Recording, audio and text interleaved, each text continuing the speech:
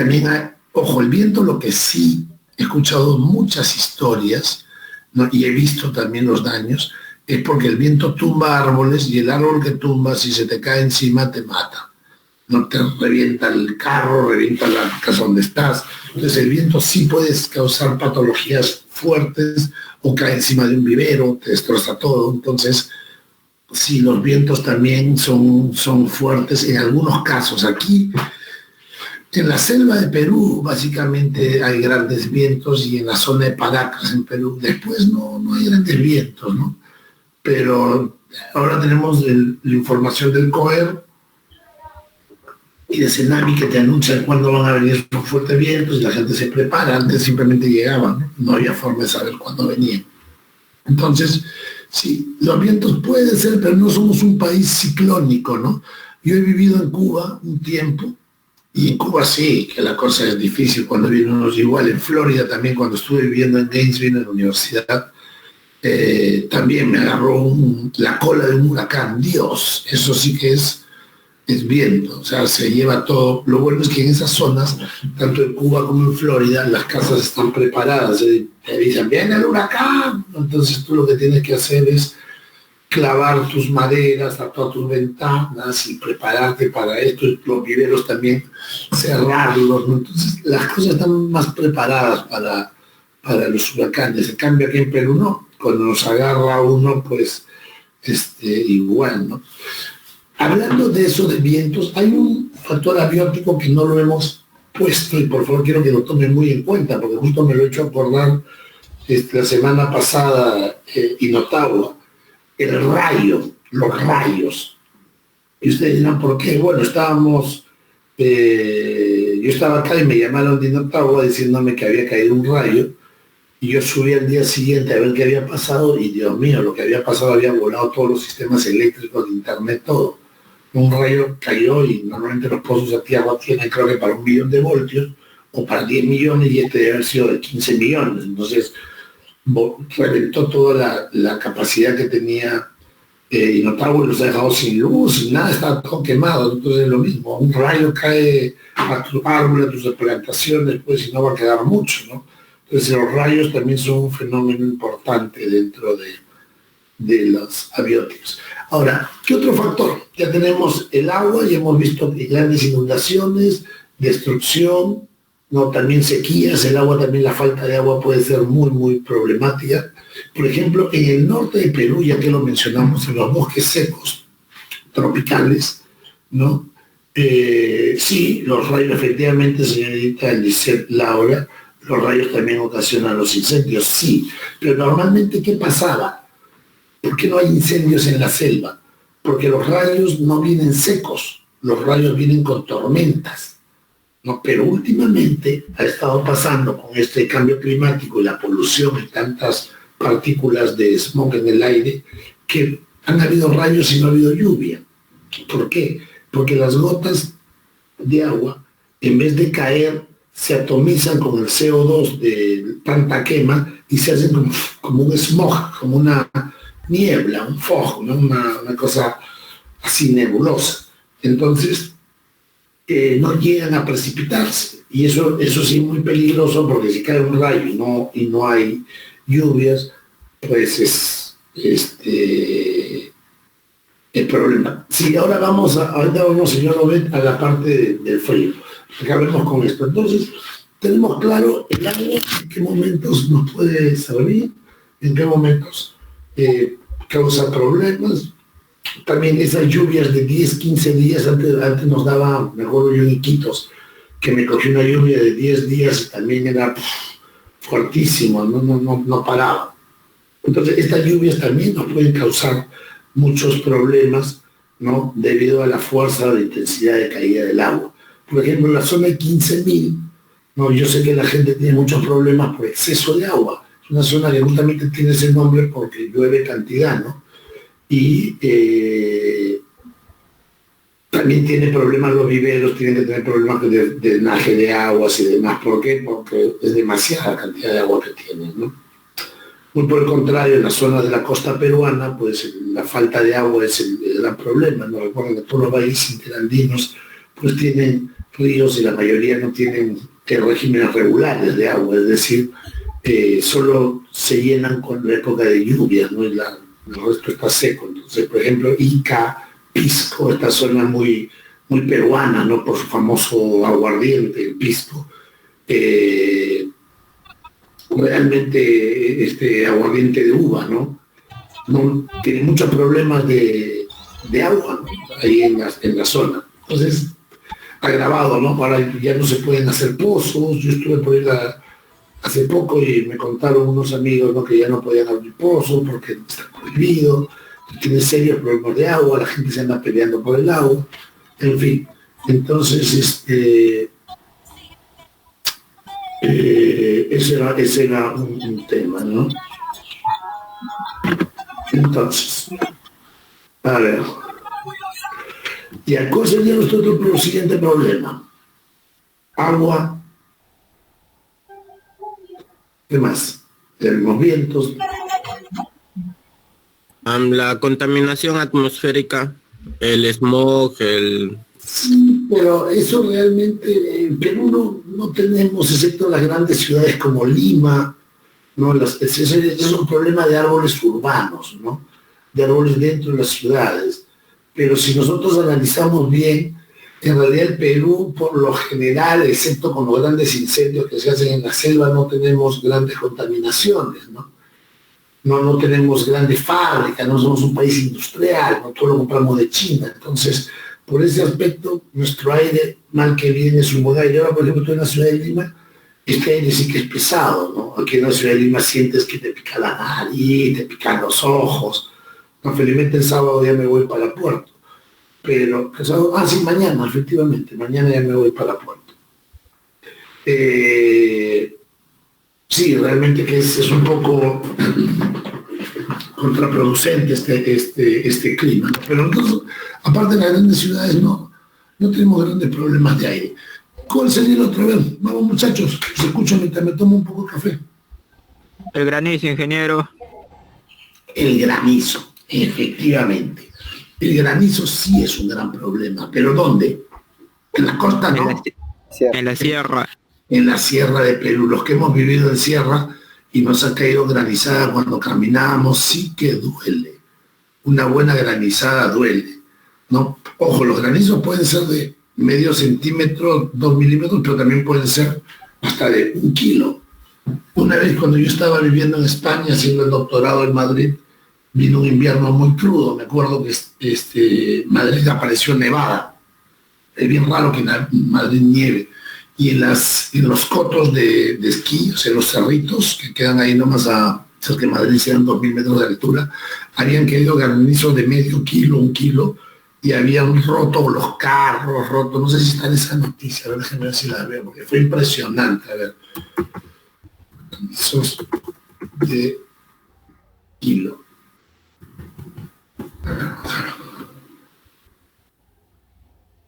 Aquí está, granizo gigante. 22 de octubre de 2010. A ver, déjeme ver. En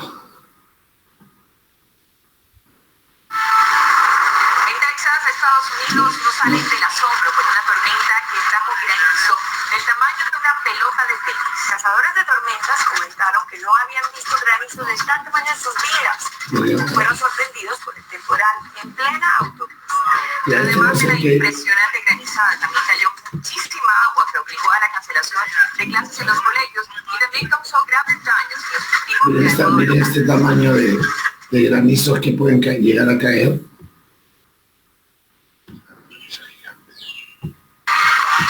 Edificios que parecen animales mitológicos. Esto no se pasa. Ay, qué horrible, oye, cuando pasa esto. Ya. Aquí está, miren. Aquí está de 1 kilo de peso. Esta era la que quería mostrarles. Es cortita. Miren eso. ¿Están viendo esa granizada? ¿La están viendo o no? Sí, ingeniero. Ya, pues imagínate si estás ahí.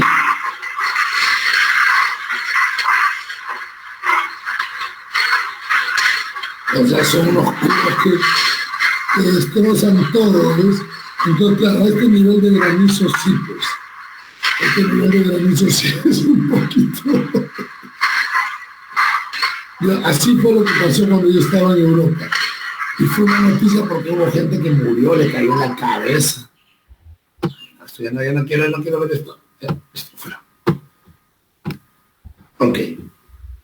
Entonces, sí, los granizos aquí en la sierra pueden llegar a ser un problema. ¿Ya? Es uno de los factores abióticos, pero más que el granizo, uno de los factores que en la sierra es el más preocupante, es las heladas. Es más, tanto es así que los incas, y antes de ellos los pre-incas, ya tenían técnicas para manejar cultivos, en este caso de papa, ¿no? Cultivos de ocas, ¿no? Para que las granizadas y las heladas, que son estas bajadas de temperatura por la noche a -4, -5 grados, a veces -2, -4, -5, a veces -13, dependiendo de la zona que estés. Si estás en Puno son un poquito más complicadas, pues que estas grandes granizadas no les afecta, o sea, no afecten a los cultivos. ¿Alguno de ustedes sabe alguna técnica para prevenir granizadas de los incas? A ver, ¿quién me dice?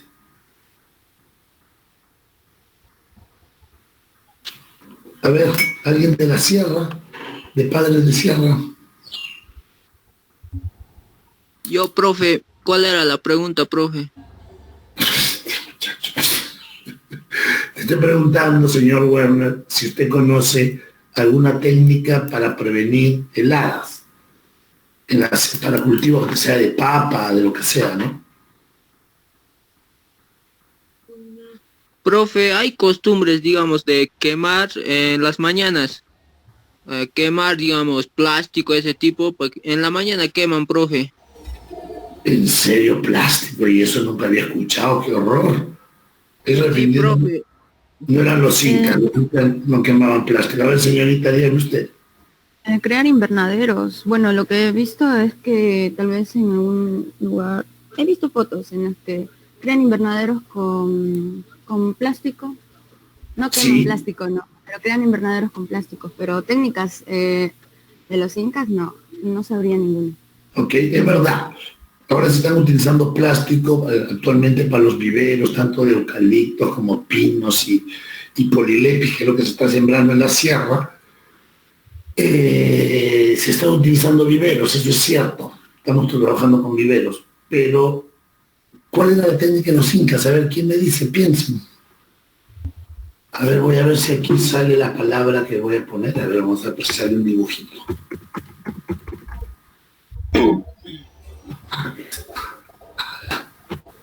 Es más, hasta tiene una palabra en quechua.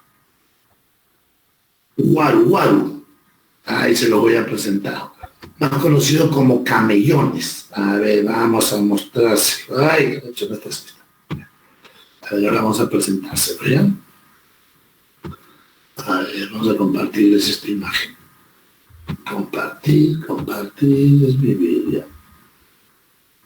Ya ven acá, estos son los guaru guaru. ¿Ya? Esta es una técnica, los camellones, que me conoció como, bueno, es un tipo de posición del suelo en la llanura que se usó extensamente en tiempos precolombicos en zonas inundables de lo que hoy es Colombia, Ecuador, Perú y Bolivia. ¿En qué consistía el guaru guaru? ¿Ya? Consistía justamente en hacer esto, poner cultivos y ponerle agua alrededor. Se le cavaban, aquí, ven este dibujito, acá. Guaru, guaru. Aquí están los guaru, guarus, así son. ¿Ves? Acá hay una foto de los incas. ¿Ven esta foto de aquí? ¿Y por qué hacen esto? A ver, cuéntenme. Ay, no, ¿por qué estás tú en esto? No quiero verte a ti, quiero ver a mi guaru, guaru. Eso es medio dúmico. ¿Ven? Ahí están los guaru, guarus. ¿Ya? Miren ustedes este camellón, ¿no? Entonces acá pones tu papa.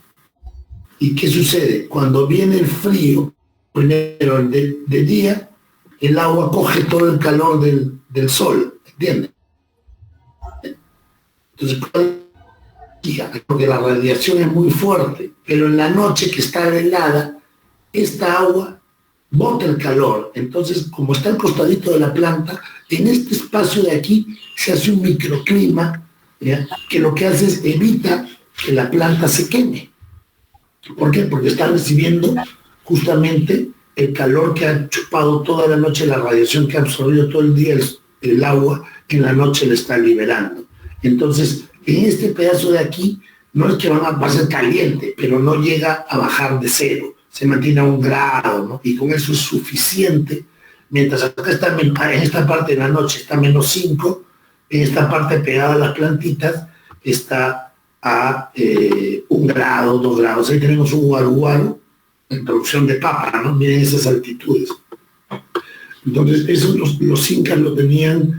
Bien, estamos al costado del lago Titicaca, estamos a 4.300 metros de altura, es decir, es altísimo, ¿no? Entonces los guaruguarus, los tehuanacos, los puneños conocían esta técnica, y los incas también. Hagamos cierto dibujo, no, ya no hay más dibujo. Ok, de esos comentarios sobre los guaruguarus. ¿Pero entendieron que era un guaruguaro? Muchachos, ¿entendieron cómo es un guaruguaro ya? ¿Y entendieron cómo funciona? Una pregunta con respecto a los guaruguaru. Dígame. No creo que sería posible eso aplicar en especies forestales. Es que, a ver, lo que pasa es que esto es para... No, en especies forestales no. Los incas recuerdan que nunca, ni los pre-incas nunca sembraron un árbol. Ellos no eran forestales, eran eran agricultores, pero a lo que sí, esta es una forma de bajarle la temperatura. Si se dan cuenta, a estas altitudes no hay árboles. Los únicos árboles que pueden crecer a estas altitudes son las Polipis incana, racemosa. No van a crecer otros. Pero lo interesante es ver cómo los incas descubrieron esta técnica, ¿no?, de usar el agua para que caliente sus cultivos. Entonces, en viveros yo he visto que aplican algo parecido, he visto para nivel viveros, ¿no? En zona de 3.000 metros. Dígame. Si le escucho, dígame. Miren acá qué bonitos estos guaruguaros. Entonces, esa es una forma de cultivar a gran altura y que también de bajar la temperatura para los viveros. Entonces, lo que se recomienda, porque desde qué altitud comienzan a haber heladas, a partir de los 3.000 metros puede llegar una helada. Entonces, el problema es que a veces llegan desapercibidas, o sea, llegan en la noche, cuando te despiertas ya no tienes, o sea, tu cultivo ya se congeló. Entonces, en el caso de viveros en la selva, que están reforestando 3.000 hasta los 4.000 metros, están reforestando 3.500, 3.800, pueden llegar las heladas. Entonces la idea es, ellos también he visto viveros que tienen esta técnica, ¿no?, sobre todo en las alturas de Cusco, Sicuán y esas partes, tienen así este tipo de alternativa para evitar el congelamiento de las plantitas cuando son bebés, ¿no? Entonces, para que vean que sí se puede manejar, los incas lo sabían, manejar este funcionamiento. Si alguien está hablando, a ver, bueno. Compañero Wagner, apaga tu micro, por favor. A ver, ¿alguien está? ¿Quién es? Paola Rodríguez. Buenas noches, señorita Paola. Bueno, a ver, entonces, somos 34 personas, ahora sí estamos todos. No, falta uno, porque yo no estoy, falta uno. Porque conmigo está contando esta máquina 34. Ok, entonces, vamos viendo que el factor heladas es muy importante, el factor climático y el factor altitudinal también. En Perú, recuerden que tenemos los pisos altitudinales, pues desde el nivel del mar hasta los 6.000 metros, 6.300, y después bajamos. Es decir, el Perú tiene en los pisos altitudinales del mundo, prácticamente, ¿no? Sabemos que a partir de los 4.000 metros ya los árboles no crecen, solo algunas especies, pero de todas maneras la altitud pues va a ser algo muy importante sobre las patologías. Ahora, yo todavía no les he hablado a ustedes sobre la teoría de los árboles, ¿no? Teoría de la forma de los árboles. ¿Les he hablado todo o no? Creo que acá lo tenemos que ver. No, ingeniero. ¿Hemos visto? Y ahora lo vamos a ver. Entonces, ¿qué otro factor sería el importante? En este caso, otro factor importante que puede, otro abiótico que puede afectar a nuestro mundo. La contaminación del suelo, en nuestro caso por minería. Ya, sí, ahí sí, pero a ver, contaminación del suelo, es que es cierto, nosotros estamos contaminados por mercurio, por Maldonado, es verdad, pero la contaminación de mercurio en el suelo no es que todo esté lleno de mercurio, no, es puntualizada. Recuerden que el mercurio se utilizaba básicamente en la zona donde van a hacer la quema, no ya van a hacer el azogue, donde le meten el soplete a la amalgama de oro con mercurio. Entonces ahí se va el aire y precipita cerca. Entonces, y yo por ejemplo en una tesis hicimos con la señorita, ay, ¿cómo se llama esta señorita? Se me dio el nombre, son tantos tesistas que ya no sé cómo se llama. En fin, pero sí, fueron 2 tesistas, ¿no? Y ellas justamente sacaron, y también con otro tesista más, otra tesis más, 2 tesis, sacamos muestras de suelo muestras de suelo, y cuando nos dimos la sorpresa que no había mercurio. Ahí están las tesis de, ¿cómo se llama este muchacho? Bueno, se me han ido los nombres, en fin. Pero tenemos 2 tesis, ¿no? Y una es Ángela Michi con la señorita, ¿cómo se llama? La señorita no me acuerdo, pero una es Ángela Michi con una señorita, después es el otro señor Guayani, no me acuerdo, el señor Guayani. Entonces ellos sacaron muestras de suelo y, oh sorpresa, no había mercurio. ¿Por qué? Porque no es que el mercurio esté tirado por todos lados, no, el mercurio está puntualizado y focalizado donde fueron los campamentos mineros donde se amalgamaba, donde se supleteaba el oro. Entonces, ahí sí tenemos problema de contaminación. Ahora, en la selva los grandes problemas de contaminación son más que todo por vertidos de petróleo, de las empresas petroleras que lamentablemente, en vez de hacer un aprovechamiento sostenible de este recurso que es el petróleo o el gas, lo que hacen es, se lo han vendido a unas transnacionales por un soborno miserable y la mayoría se lo que le da la gana y se está llevando nuestro gas y nos están contaminando el ambiente, ¿no? Camisea, por ejemplo, es un desastre, lo que pasa en el norte de Perú también. O sea, las grandes contaminaciones de aguas, suelos en la selva son más que todo por problemas de las petroleras y el mal manejo del petróleo, explosiones, fugas, derrames, rupturas, sabotajes también, ¿no? No hay que ser también ingenuos, a veces los mismos nativos también rompen los tubos para que las empresas les hagan caso. Entonces sí, ahí sí tenemos grandes problemas de contaminación y puede causar muchas patologías. Un derrame de petróleo ya sabemos lo que es, ¿no? Mata todo lo que está alrededor. Pero, y en el caso de la sierra, ahí sí tenemos grandes problemas con el tema de los relaves mineros, ¿no?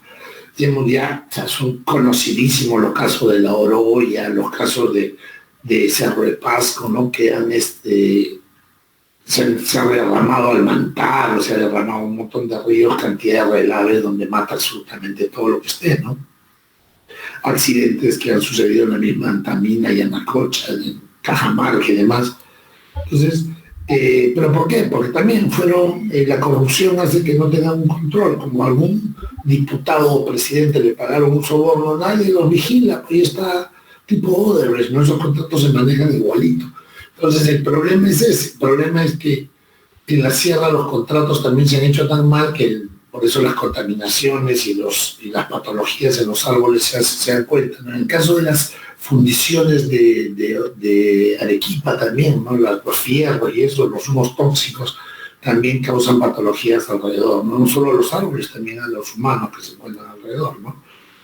Pero sí, entonces, estas yo creo que serían la mayor fuente de patologías a nivel abiótico. Para terminar estudios de caso, ya hemos visto el fenómeno del niño, ya hemos visto derrames de petróleo, grandes contaminaciones.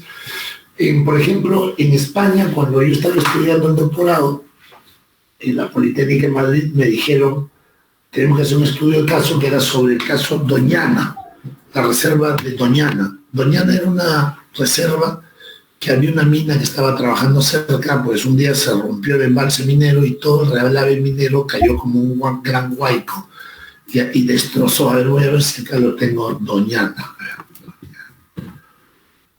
Doñana Reservas.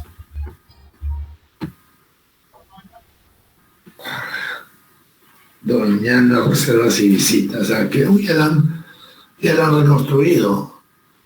A ver, vamos a ver. Desastre voy a poner. Desastre, Doñana.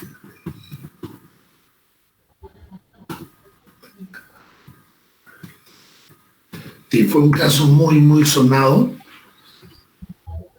Acá está, desastre, aquí está el desastre. Acá se rompió la presa. Vamos a ver, aquí está. Stop.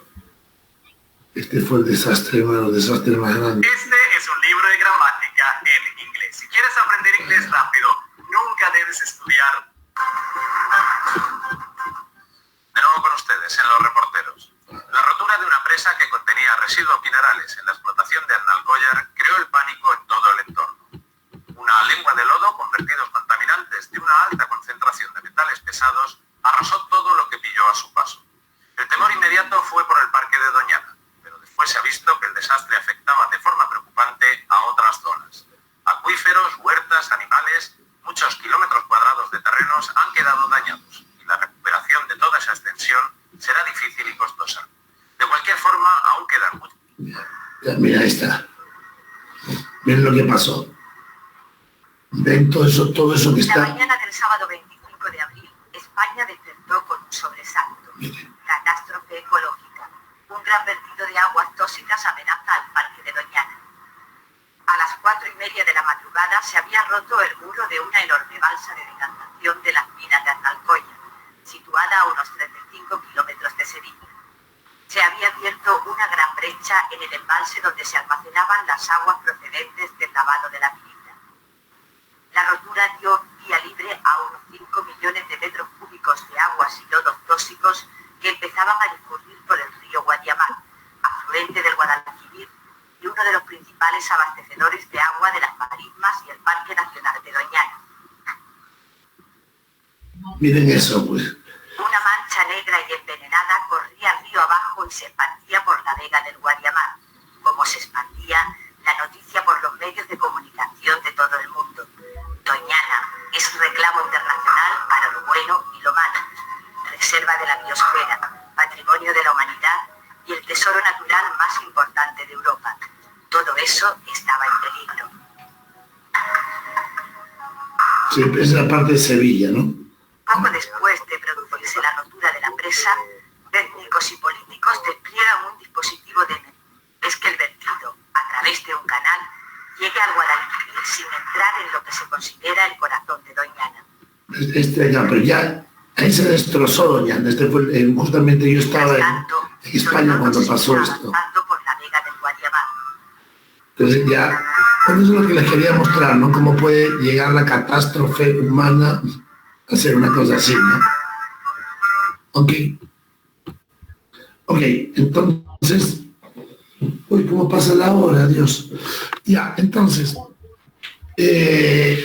sí, quiero que vean ese aspecto, ¿no? De la parte de lo que puede suceder, ¿no? El ser humano, cómo puede afectar, ahí sí, esas contaminaciones sí causan la muerte de todo, ¿no? O sea, que ahí entra en crisis, en enfermedad el ecosistema. Entonces, sí, realmente es un gran problema.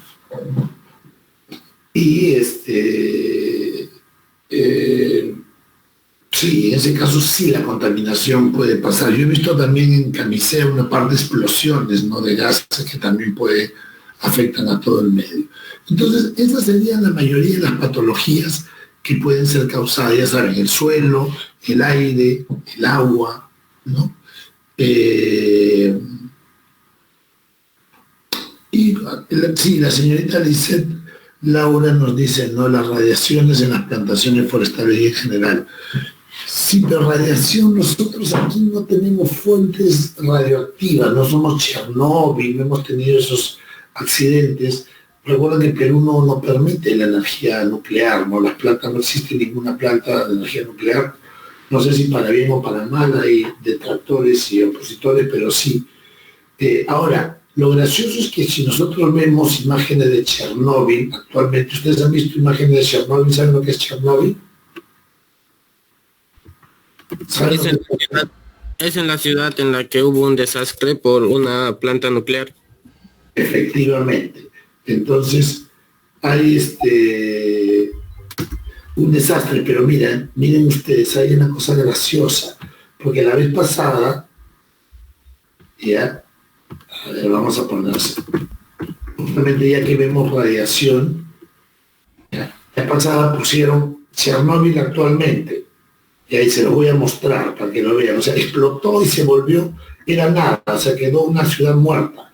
Y ahora miren ustedes, a ver, déjenme compartirlo para que lo vean. O sea, justamente la radiación que yo pensaba, como todo el mundo, que la radiación también podía afectar a los árboles y hacerlos mutagénicos y eso, pero miren actualmente, este es Chernóbil.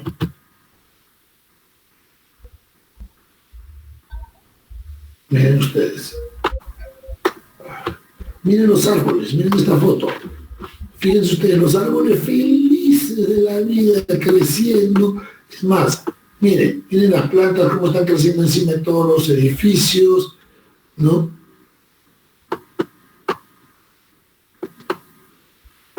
Ya me imagino. A ver, pero no, hay un video que quería mostrarles. A ver, video, a ver, vamos a ver. Video. Y es increíble cómo Chernóbil, los árboles se han recuperado, ¿no? Pensábamos que la radiación pues iba a afectarlos, ¿no? Pero miren ustedes.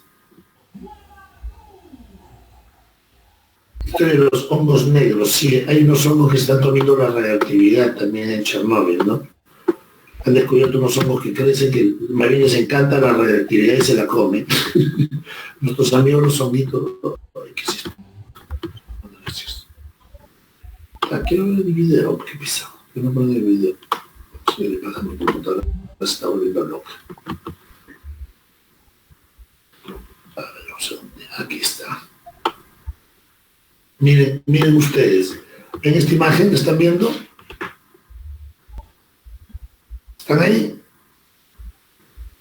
Sí, ingeniero.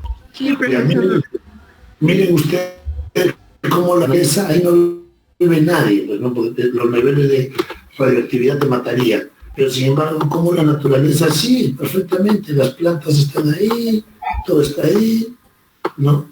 De lo que era no queda nada. Así quedó destruido todo después de múltiples explosiones nucleares, ¿no? Así quedó y al final, ahora pues Chernóbil está verde, por supuesto acá no vive nadie, ¿no? Pero en todo caso lo que nos demuestra es que realmente la radioactividad a las plantas como que se burlan de ella, ¿no? O sea, todavía no se saben los efectos, pero sí hay muchas teorías, ¿no? Y lo que sí curiosamente han crecido unos hongos negros que se están comiendo la radioactividad, que quieren investigarlos, ¿no? Porque han comenzado a crecer y se alimentan de radioactividad. Entonces nadie los entiende, son unos hongos ahí que han aparecido. Entonces, sí, y lo más loco es que ahora se está haciendo turismo para Chernóbil, ¿no? En fin, pero quería mostrarles eso, como la radioactividad no se sabe cómo afecta a los árboles porque nadie la ha estudiado, ¿no? Pero definitivamente algo pasará. Entonces, esas son cosas que suceden, ¿no? Dentro del bosque. Ahora, Si nosotros vemos un árbol chato, retorcido, ¿podemos decir que está enfermo? ¿Podemos asegurar que está enfermo?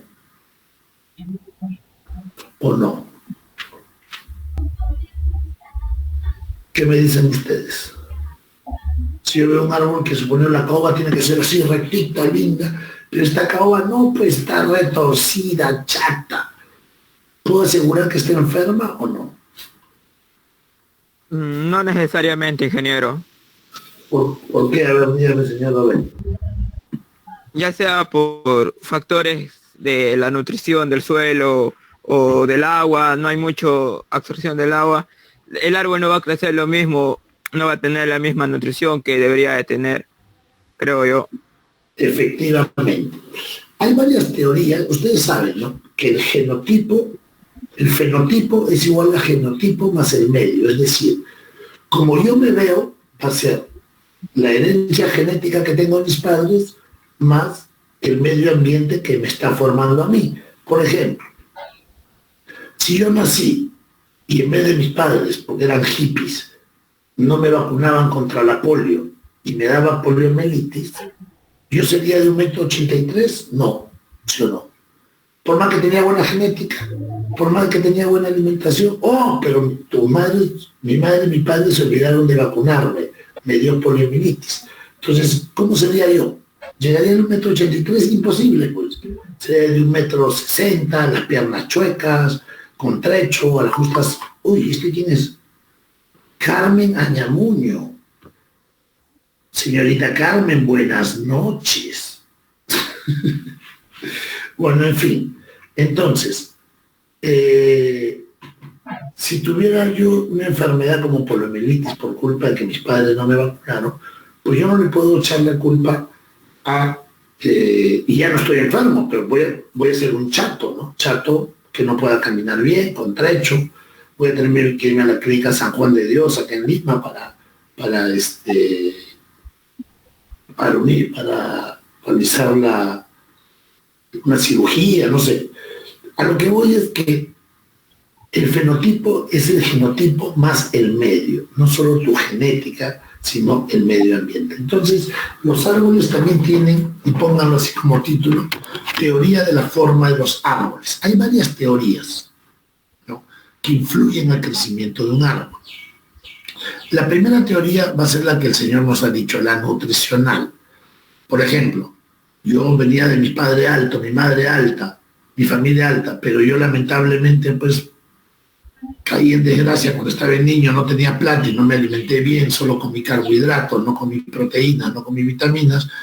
Pero lógico es que mi crecimiento sea no el óptimo, ¿no? O sea, no voy a parecerme a mis padres, pero ¿por qué es retaco si sus padres son altos? Porque simplemente no comió, ¿no? O se alimentó mal. Lo mismo sucede. Entonces la primera teoría va a ser la teoría nutricional. Si tú no tienes los nutrientes en el suelo, el árbol pues no va a desarrollarse de acuerdo a cómo tiene que hacer. Entonces la primera teoría de una forma en los árboles es nutricional. Puede ser que el árbol no esté enfermo, pero se ha bonsaiado, por decirlo así, ¿no? O ha crecido mal porque simplemente no tenían en el suelo los nutrientes NPK, ni los macros, ni los micros, ni los oligoquetos y demás. Todo eso. Segunda teoría hormonal. Yo le pregunto, ¿qué hormonas conocen, chicos? A ver, humanas. ¿Quién sabe? ¿Quién sabe qué hormonas hay? Oxitocina. ¿Ah? Oxitocina, perfecto, señorita Carmen. Oxitocina en las plantas, ¿qué más? Gibberelina, ácido abscísico, 2,4-DL, son hormonas que tienen las plantas, ¿no? ¿Nosotros cuáles tenemos? Los humanos, ¿cuáles tenemos?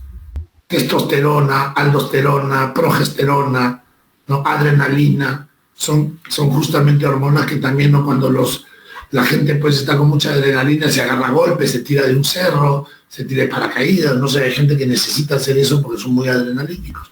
Igual, las plantas, si no tienen las hormonas necesarias, pues no van a crecer como se debería, sino van a crecer diferentes, más pequeñas, enanas, ¿no? Entonces, la teoría hormonal, así como los humanos necesitamos hormonas, pues las plantas también necesitan hormonas, ¿ok?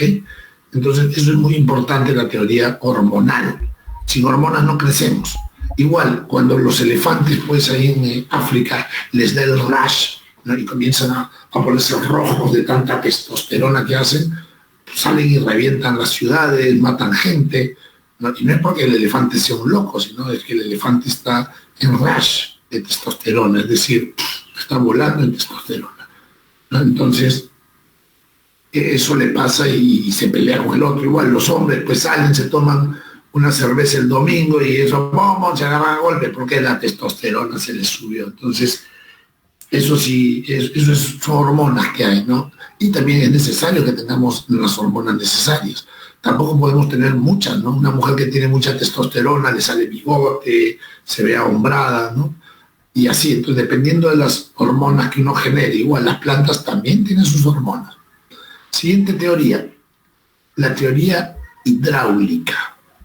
¿Qué significa agua? Si tú no tienes agua, no creces como debes crecer.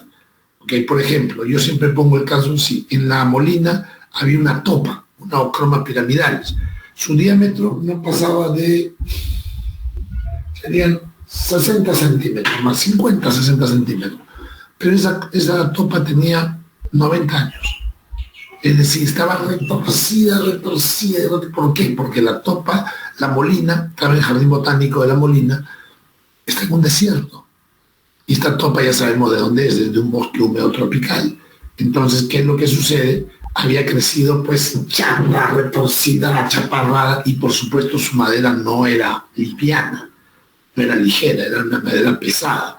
Pero la fibra tampoco, el grano no era recto, porque se había realmente una topa que parecía que daba vueltas, era impresionante. Entonces, la teoría hidráulica es, si tú no tienes el agua necesaria y a la justa sobrevives, pues tu desarrollo no va a ser el óptimo, ¿no? Oye, pero mi caoba debería tener 3 metros y ahora tiene 1,5 metros, hace 20 años. No, pues algo pasó, ¿no? Siguiente teoría, así como la teoría de la calidad de sitio.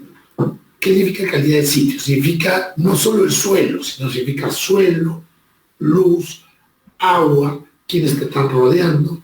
Entonces la calidad del sitio nos va a poner dentro de un marco de si ese árbol se va a desarrollar bien o no se va a desarrollar bien.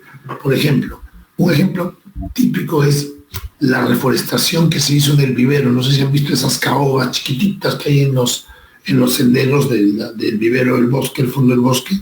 Ya en esos senderos, pues hay caobas que tienen 4 centímetros de diámetro, de DAP, y las han sembrado hace 20 años, 25 años. ¿Pero qué pasó? Las sembraron y no les dieron luz. Entonces la caoba jamás va a crecer, ha sobrevivido, pero ahí está, ¿no? O sea, son arbolitos de 2,5 metros, no muy malas, sobreviviendo, ¿no? Pero, ¿por qué? Porque no pensaron en la teoría de la calidad de sitio. Ese no era el sitio para la caoba. Es más, ahí nunca hubo caoba. La calidad del sitio, por lo general, yo siempre le digo a los monosabios de los ingenieros, o sea, la naturaleza ya te lo está diciendo. Oye, acá ha habido tornillo y en La Pampa, por ejemplo, nunca hubo cedro ni caoba. Ahí hubo tornillo, lupuna, y esa era su zona. Entonces tú no siembras ni cedro ni caoba, ni se te ocurra sembrar ahí, ¿no? ¿Por qué? Porque no hubo nunca. Un poco que tienes que imitar lo que hizo la naturaleza, que recuerden que la naturaleza son prueba, error, prueba, error, prueba, error. Y así han pasado pues muchos años, ¿no? Entonces, la calidad de sitios, la teoría de la calidad de sitios es muy importante. ¿Quién más puede cambiar la forma de los árboles? La teoría mecánica. ¿Qué significa mecánica? Movimiento. Entonces tenemos otra teoría, la mecánica. El movimiento que hace el viento de los árboles. Si tú tienes un viento constantemente dándote así a un árbol, el árbol va a tender a crecer de esta forma, ya que el viento va a haber resistencia y va a cambiar la forma. En vez de ser un árbol rectito, va a ser un árbol inclinado. Entonces eso también es importante, ¿no? La inclinación, la teoría mecánica, ¿no? El viento puede lograr cambiar la forma, ¿no? Yo una vez me acuerdo en Bahía, en la playa, estaba caminando por la orilla del mar y vi un coco que crecía, aquí estaba la orilla y el coco crecía, en vez de crecer para arriba, crecía así. Y aquí estaban los cocos, entonces tú caminabas por acá y cogías los cocos, que salían a 3 metros, ahí nomás cerquita. Pero el árbol había crecido así. Entonces, totalmente horizontal en el árbol. Bueno, no el árbol, la palmera, ¿no? ¿Y por qué había crecido así? Simplemente por viento. Había cambiado su forma ideal, la había cambiado totalmente. Entonces, vamos teniendo teoría nutricional, calidad de sitio, la mecánica, la hidráulica, ¿no? Obviamente, la teoría genética, si tus genes son malos... La hormonal, ingeniero. La hormonal también, pero la genética, teoría genética. Si es que si tú no tienes buenos genes, está frito, pues. Así es. Si en toda tu familia son miopes, ya tu abuelo fueron miopes, tu otro abuelo miopes, todos tu familia usan lentes, lo más probable es que tú uses lentes. ¿Por qué? Porque justamente genéticamente tus ojos no vienen de un lugar bueno. Lo mismo, si tú coges coges un árbol y un árbol que la semilla de un árbol que está enfermo, a la justa ha sobrevivido, lo más probable que esa semilla que tú pongas también tengan estos problemas. Entonces, ¿cuál es lo ideal? Coger semillas de un árbol sano, vigoroso, no un dominante, no un árbol semillero que tú hayas considerado. Entonces, eso sí te da cierta posibilidad de que vayas a mejorar tu calidad genética, ¿no?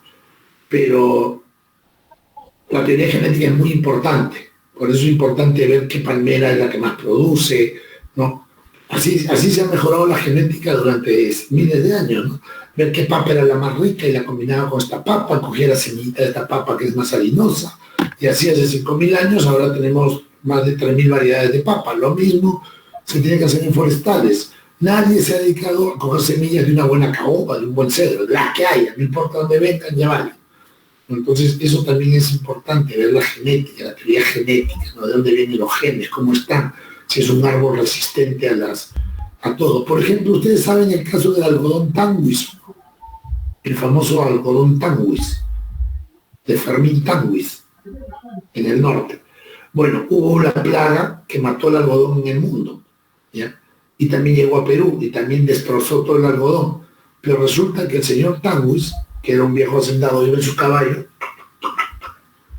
caminaba por sus prados, por sus campos de algodón, y vio que de miles de plantas había una que estaba viva y que la plaga no le había cogido. Entonces juntó las semillitas de esas 4 o 5 plantas que habían sobrevivido entre los miles de plantas que habían, y esa la sembró y las cruzó entre ellas. Y oh sorpresa, se crea el famoso algodón Tanguis, que es resistente a la plaga, ¿no? A la roya del algodón. Entonces, así de fácil, así era como se hacía la genética antes, no había grandes laboratorios, era prueba-error, cojo y veo, prueba-error, cojo y veo, ¿no?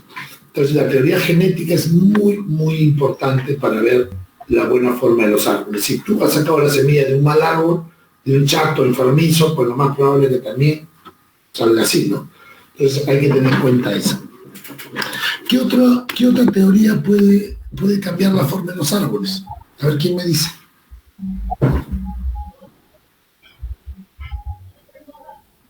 ¿Qué me dice?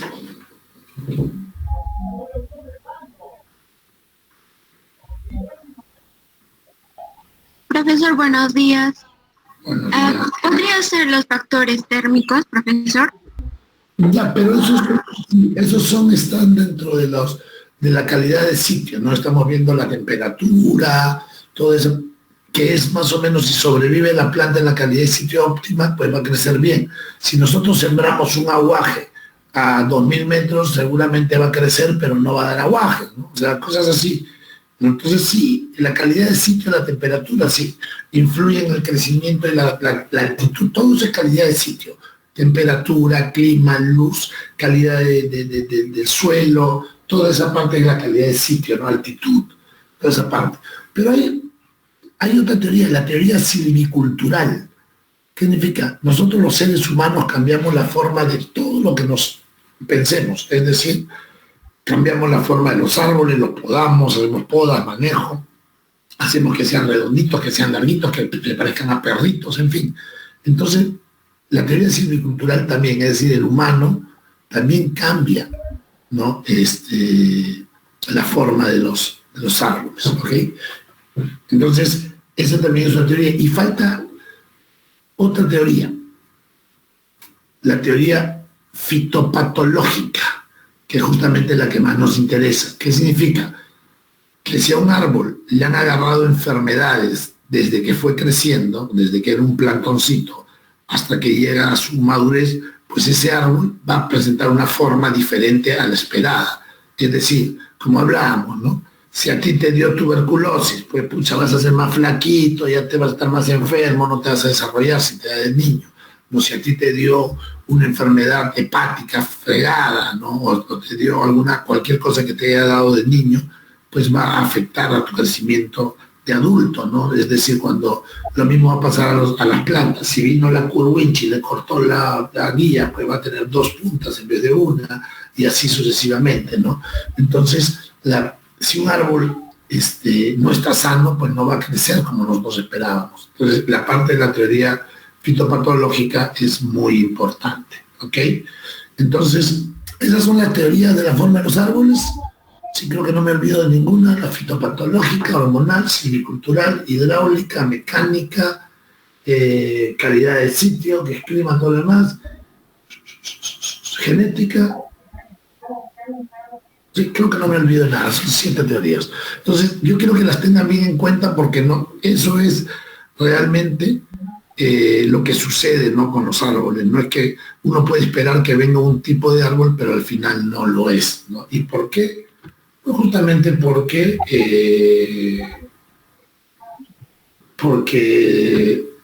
algunos de estos factores, ¿no?, nutricionales, hormonales, hídricos, pues no fue el suficiente, genético, no fue el suficiente para que la planta sea lo que nosotros esperamos que sea, ¿no?, que se desarrolle normalmente.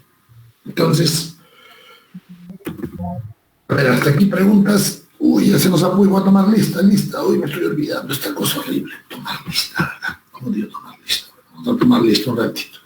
Intranet tengo que meterme para tomar lista. Preguntas hasta acá, muchachos. Muchachas. ¿Preguntas? Profesor, ¿cómo se podría estimular las hormonas para que una planta se desarrolle mejor?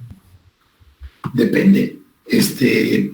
Hay hormonas, justamente fitohormonas, por ejemplo, para orquídeas, ¿ya? Ay, qué pesado, no entiendo por qué no me quiero tomar lista ahora. ¿Qué es esto? No quiero... Ay, Dios. No sé eso, porque no me quiero... ¿Cómo que no puedo? No entiendo. A ver, un segundito, ya déjenme solucionar esta cosa, ¿no? Creo que no estoy entendiendo. Falta, ninguna.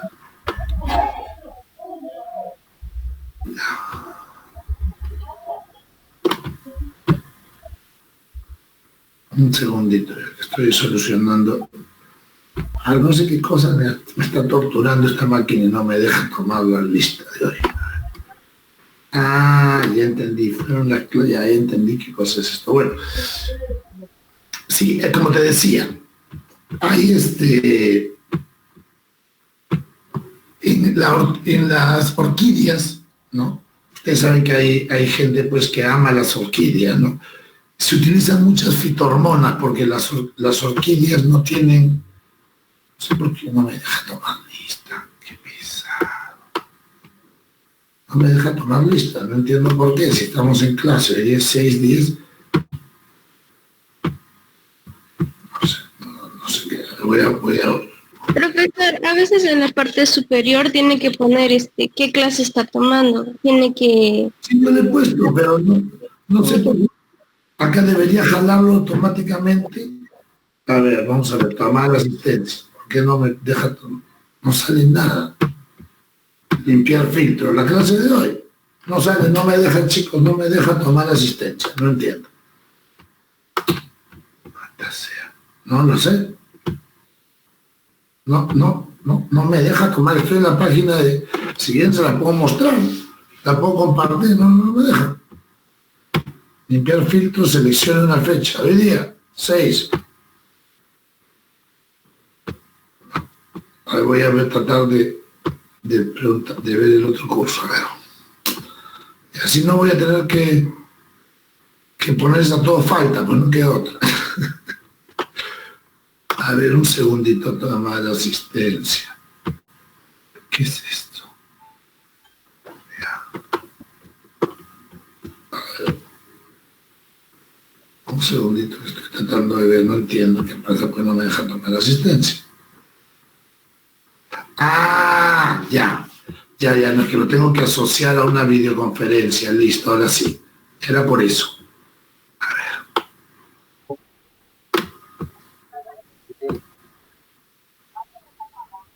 No, ese de 30 del 10, no, ¿cómo se llama la de hoy día? A ver, ya, disculpen, es que acá, es que es una porquería, realmente eso es como para ponerse mal humor. A ver, ¿cuál será? Yo por factores. Hoy día hemos puesto la clase, ¿sí o no?